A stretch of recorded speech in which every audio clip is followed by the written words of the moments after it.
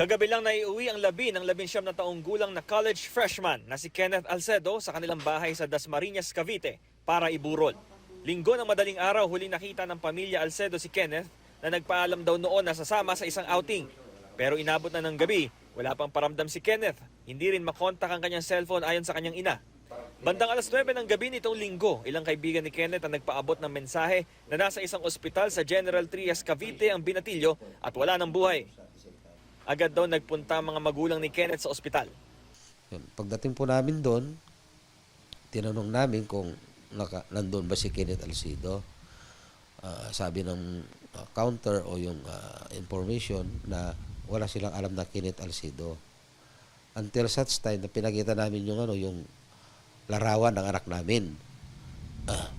Ayun na nakita nila na yun na yung batang o yung taong dinala ng 3 kalalakihan at bigla na lang iniwan at nagpulalas daw yung nung pinipigilan silang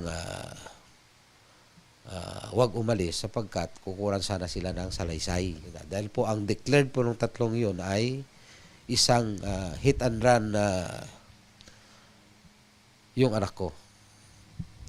At sila daw po ay isang concerned citizen. Ayon sa kanyang tatay, may mga pinsalang tinamo si Kenneth na posibleng indikasyon ng hazing. Ang sabi po sa punerarya po, yung may-ari ng punerarya dito sa Tracy na pinaglagakan ng bangkay ng anak ko ay wala pa naman kasi yung resulta, sir. So mahirap pong ma-preempt natin yung maging resulta. Pero kung pagbabasehan nung sinabi nung may-ari ng punerarya ay isang victim po ng hising yung anak ko.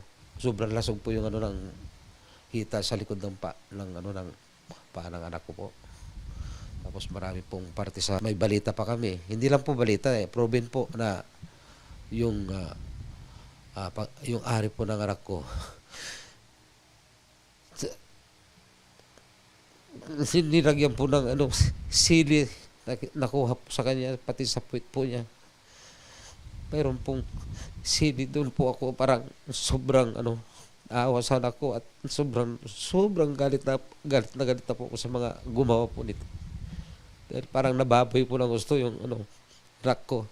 Inotopsy na ang labi ni Kenneth at hinihintay pa ang resulta nito. Iniimbestigahan pa ng pulisya ang pagkakakilanlan ng mga nagdala kay Kenneth sa ospital